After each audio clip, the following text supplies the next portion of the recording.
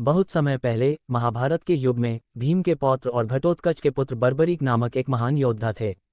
उन्हें अपार शक्ति का वरदान प्राप्त था और भगवान शिव द्वारा दिए गए 3 दिव्य बाण उनके पास थे। इन बाणों की शक्ति इतनी थी कि वे संपूर्ण ब्रह्मांड का विनाश कर सकते थे। बर्बरीक भगवान श्री कृष्ण के परम भक्त थे और उन्होंने ये प्रण लिया था कि वे सदा युद्ध में कमजोर पक्ष का साथ देंगे। जब महाभारत का युद्ध प्रारंभ होने वाला था तो बर्बरीक भी युद्धभूमि में जाने के लिए तैयार हुए। लेकिन उन्हें यह निर्णय लेने में कठिनाई हो रही थी कि वे किस पक्ष में युद्ध करें, क्योंकि युद्ध में सेनाओं की शक्ति निरंतर बदलती रहती थी।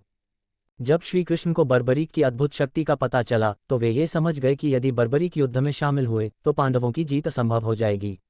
अतः श्री कृष्ण एक ब्राह्मण के वेश में बर्बरीक के पास आए और उनसे पूछा, तुम केवल 3 बाणों से युद्ध कैसे करोगे?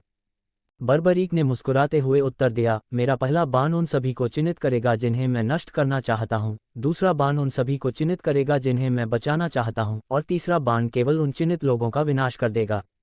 ये सुनकर श्री कृष्ण समझ गए कि यदि बर्बरीक युद्ध में शामिल हुए तो उनकी प्रतिज्ञा के कारण युद्ध कभी समाप्त नहीं होगा।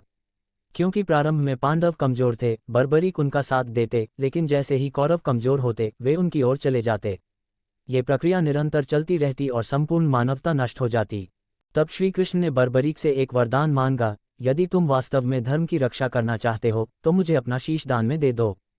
बर्बरीक ने बिना किसी संकोच के अपने शीश का बलिदान दे दिया।